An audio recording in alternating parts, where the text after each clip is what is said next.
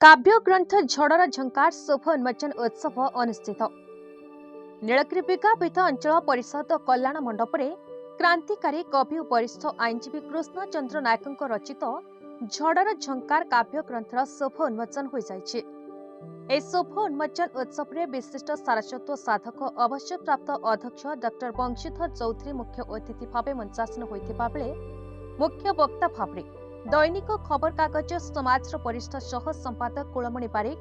सम्मानित अतिथि डॉ भरत चंद्र बेहेरा, वर्षन साम्यवादी नेता कैलाश चंद्र पंडा,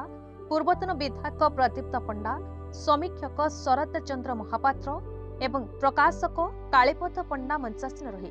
आज दिन में साहित्यर आवश्यकता विषय गभीर आलोकपात करते।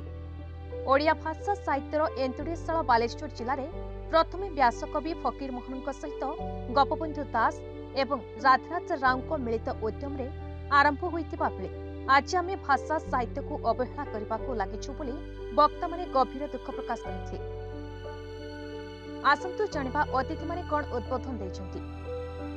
साहित्य बंधु रूपे बसे जे एई दुनिया रे खोजी खोजी देखो स्वार्थ सारथी सिए कथा कथा रे तो बहु छरी गले हृदय हुए ना चेणी मधु संभाषण अभिनय खाली विरक्ति सुहागण अति संकीर्ण कविता भितर के महान कथा कहउछन। धर्म नाम रे पड़ी गोटे कविता दुईटी धाड़ी मात्र कहउछ। बंध माळे बंध मनीष रक्त रे खड़े हुई गोटिए हाथ रे गीता बाई बेल नाम हाथे तारा छुई मरण राजती डाकिसे आनिछि धर्म नाम रे पड़ी मनीष सानिछि मनीष बइनी जीवन जाउछि जड़ी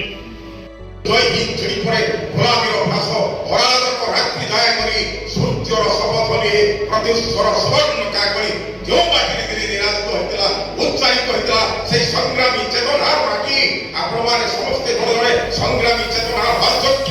एति रणलेप्सु एति नीलगिरी दिहुडी जाइतला कोन जो चेतनार दिहुडी चेतना दीप्त माटी उज्ज्वल चेतनार माटी गरीबार भूमिका उठायो नुआ समाज गरीबार जो भूमिका गुरी काम की बोले करी मध्य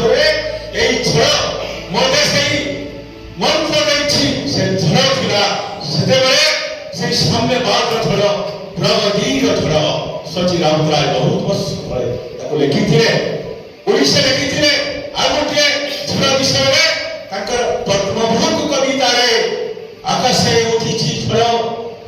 आकाशे उठिछि झड़ इंद्र मेघ करूछि हुंकारो सबनर विराट हदिदंते बढ़ाकर सबनर विराट हदिदंते बढ़ाकर सबनर विराट भंगी पड़े कवि सुनार फसरे आजी पंत पार करूछि वैभवी चिन्या एठी सेठी सर्वत्र सर्वव्यापी सर्वग्रासी सेनिया आदिम सकाळे मनीष नथिला जाणी यार जन्म अबा सृष्टिर रहस्य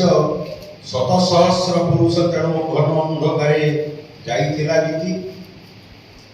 आमरी पूर्व पुरुष जेदिन जानिले नियार विज्ञान रचि गले एठी पार्थक्य अछि। तेबे जेहेतु ताको लेखा जाय क्रांतिकारी कवि से क्रांति सृष्टि करिया ପାଇଁ चाहछन्ती समाज व्यवस्था अर्थनीति रे साहित्य रे समाज जीवन से चाहिए अर्थात क्रांतिकारी किए जे वास्तव जे असत जे सत्य से यथार्थ से होछि क्रांतिकारी। Bureau report Bharat news.